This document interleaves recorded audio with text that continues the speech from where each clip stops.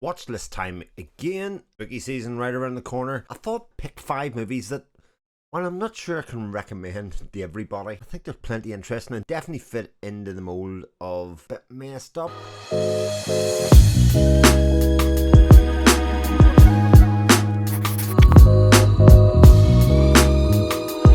Hi, welcome back to the channel. My name is Chris, and this is my watch list. What I've been watching over the past lot of weeks that normally involves 5 movies that I hardly recommend. Not sure that fits, like I said in the intro, but let's just go for one that starts in that direction anyway, and that is pretty much accepted to be a pretty good movie. And that is Village of the Damned. Village of the Damned is from 1960, and it's a pretty short runtime film. You know, on the face of it, fits very much into the creepy sci-fi B-movie style of film that was around that time. But, you know, I say it's a bit messed up because, well, I'll start off with the premise. The premise is small sleepy village. Seems like as soon as you enter it, you just collapse and fall unconscious. Now, it's presumed dead at the start, but soon these people start waking up, and they are not only waking up, but they're changed. A lot of them are pregnant. And spoiler a little bit, but it's pretty much the premise of the movie, is that when the babies and children are born, they exhibit kind of alien or strange interconnected minds between them. And then it's, are they a threat? And if they are a threat, what the hell are we going to do about them? Interesting sci-fi premise, existential threat. It's kind of almost like the nuclear threat. What's messed up about it is, like, if you stand back and think of it, this movie sort of tries to normalize child genocide, so trying to just kill all the children, babies, within a certain way. Okay, within the premise that they may not be right, they're messed up, don't you think? Pretty easy watch, pretty interesting watch. Definitely a film that has a style. It goes for styling of the children, to differentiate the children from the parents, etc., and give them kind of this creepy, eerie feel to them, so that you definitely are okay with the fact that you may or may not want to see them meet poor end. And also ask some sort of interesting questions about how we would approach an alien invasion or an alien takeover or some sort of alien event in our world, because, you know, mankind's not known for being anything other than a blunt instrument in a lot of those things, and I think it depicts it fairly well in here for that. It's a pretty light release insofar as there's a commentary, theatrical trailer in here as well. Pretty easy watch, like I said, and one that's pretty easy to recommend out of these 5. But what is not easy to recommend is the next one, and this is a 1972 movie, written, directed, the whole kit and caboodle. It's Pink Flamingos from Criterion by John Waters. Now, I am admittedly somebody that struggles a bit with John Waters, and I thought, God, I've got to see, I'm going to force myself to go through here, and not only go through one of his films, but also go right through the features and see what it is that people really like about John Waters' films. No, God, Pink Flamingos is a watch.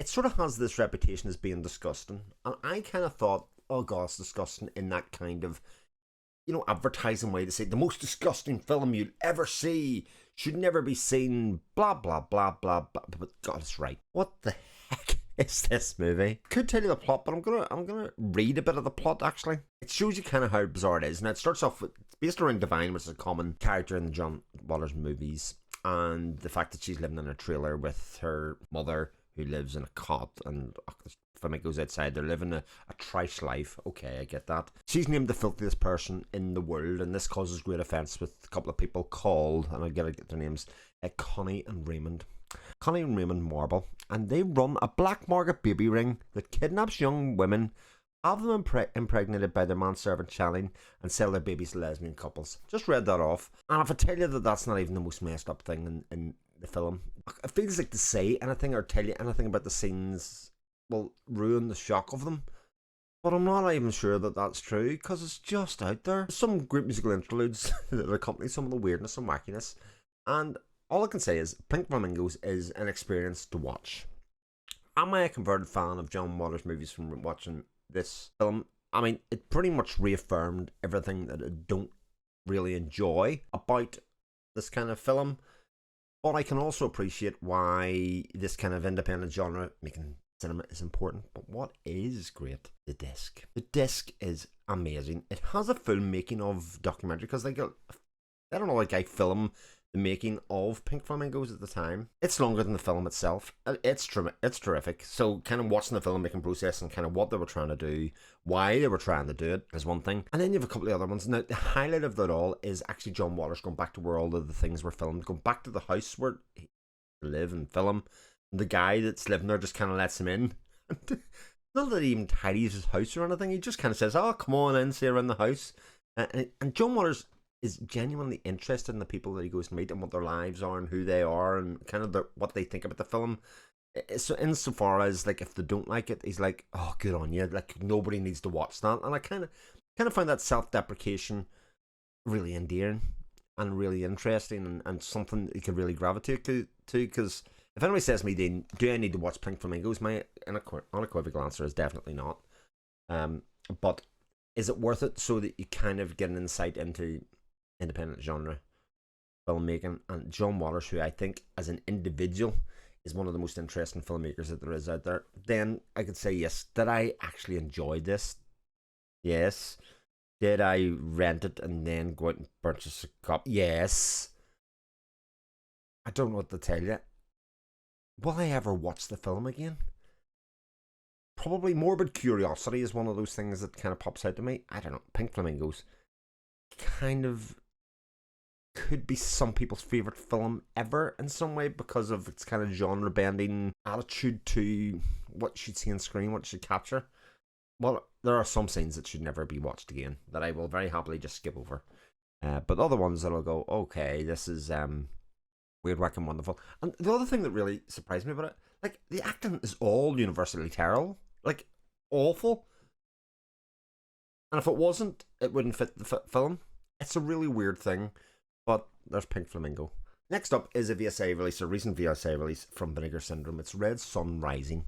And Red Sun Rising is a film starring Don Wilson here in the front that you can see. It was one of those kind of made for TV, or not made for TV, but bought by TV as a TV exclusive by HBO, it turns out.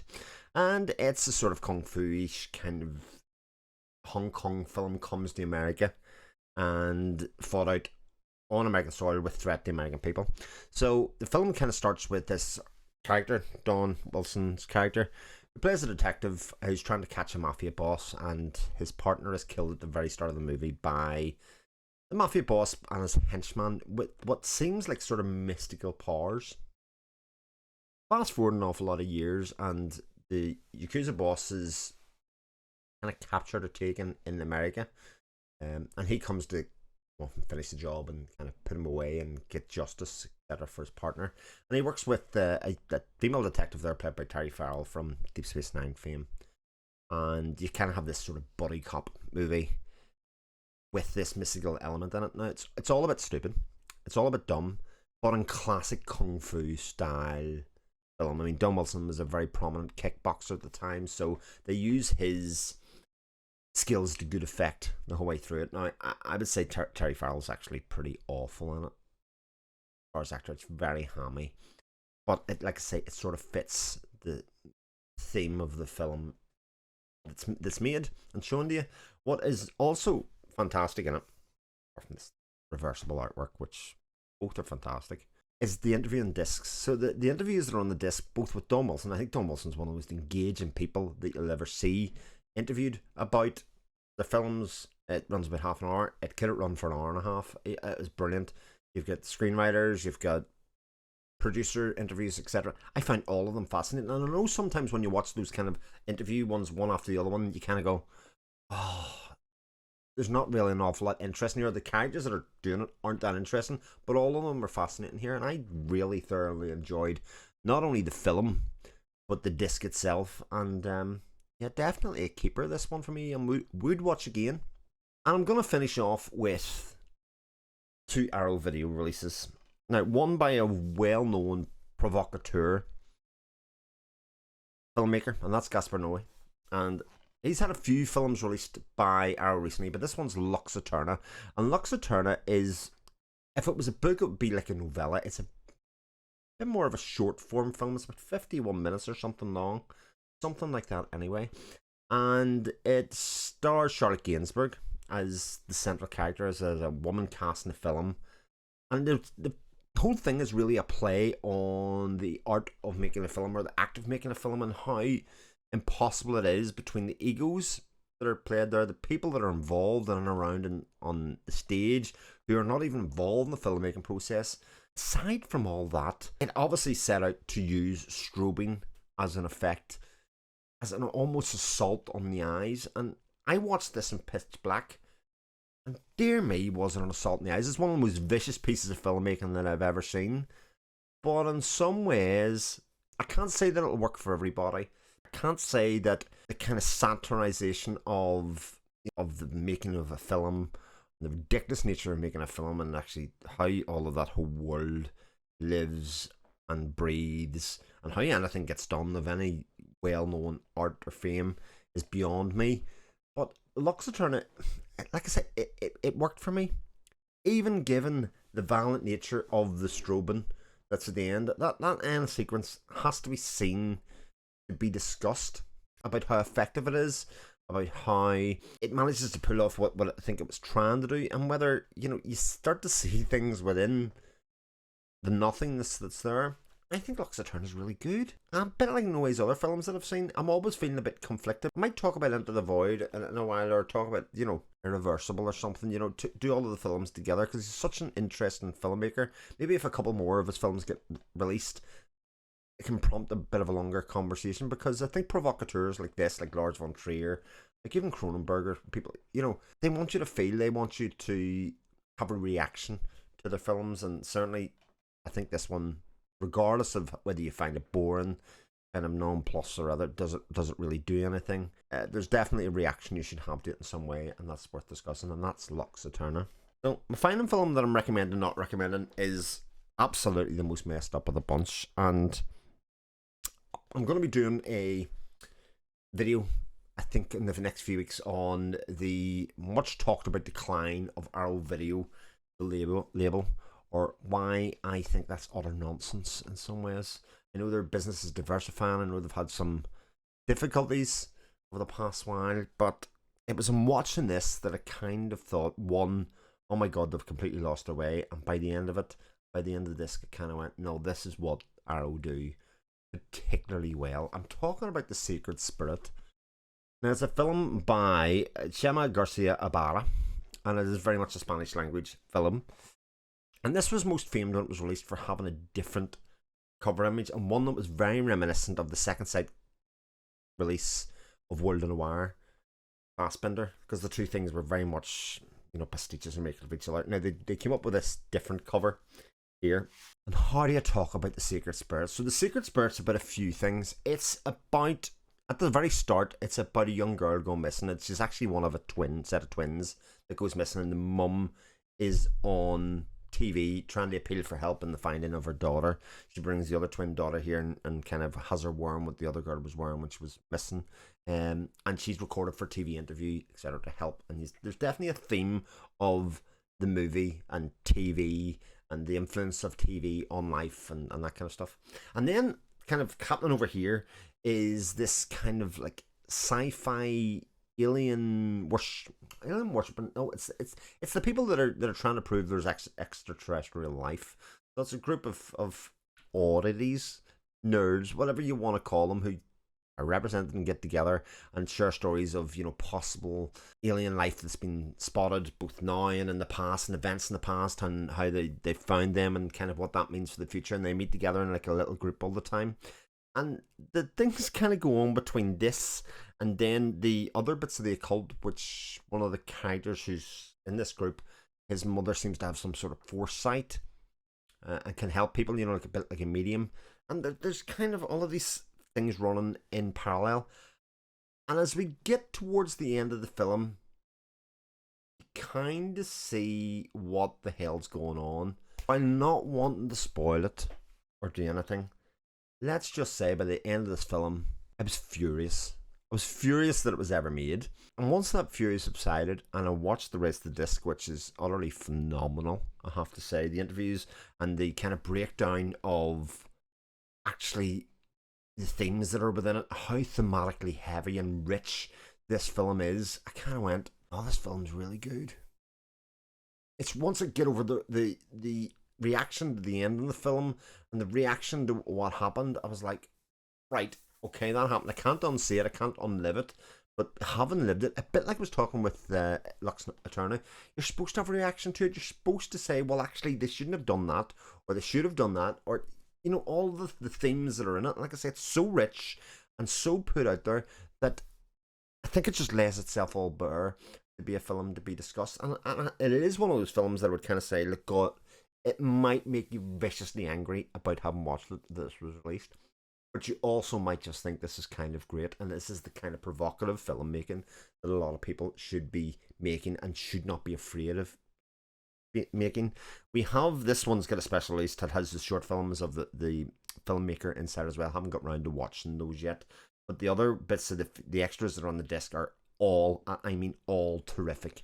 And I think if nothing else about all of these films, and actually films that are provocative in general, one of the best things about boutique Blu-ray and these kind of releases is the discussion that it generates. And again, like Arrow Video, without treading ground of the films or the video that I'm going to make in the future, they are a label that are producing these kind of modern, not always provocative, but modern horror or modern genre cinema, and giving it kind of great releases. You know, great artworks, putting the disc together with the features and the extras, and then giving us the short films of that filmmaker as well, and kind of presenting and saying, here you go, here's this filmmaker, what do you think? And rather than another kind of re-release of a slicer that's, you know, from 20 years ago, that is sort of middle and variety, and which we all get a lot out of and a lot of fun out of, occasionally throw something like this out and go, right, have at it. Let's see what you think of it. And like I say, Arrow does this pretty much better than anybody. A lot of people go into the 70s, the 80s, and look for films that are underseen. The video shop store ones, they're great. I've really enjoyed lots of them. I'll be talking about them in the forthcoming video. But this kind of stuff is also great to watch and always will provide interesting things to talk about and kind of do this kind of representation of world cinema, world genre cinema. And that is my watch list for this week. Whoa. So, you could have watched this video, went, not watching any of those, grand, good, but at least we'll start the conversation about some of these films and some of the ones that have been made. And if you've seen any of these films or seen anything that provoked a strong response in you, both positive or negative, in the same way, let me know about them in the comments, and especially if it has a decent release with some extras that discuss some of the problems or difficulties that you had watching it. Let me know about it in the comments, and I'll speak to you again on the watch list. Thanks very much for watching. Take care.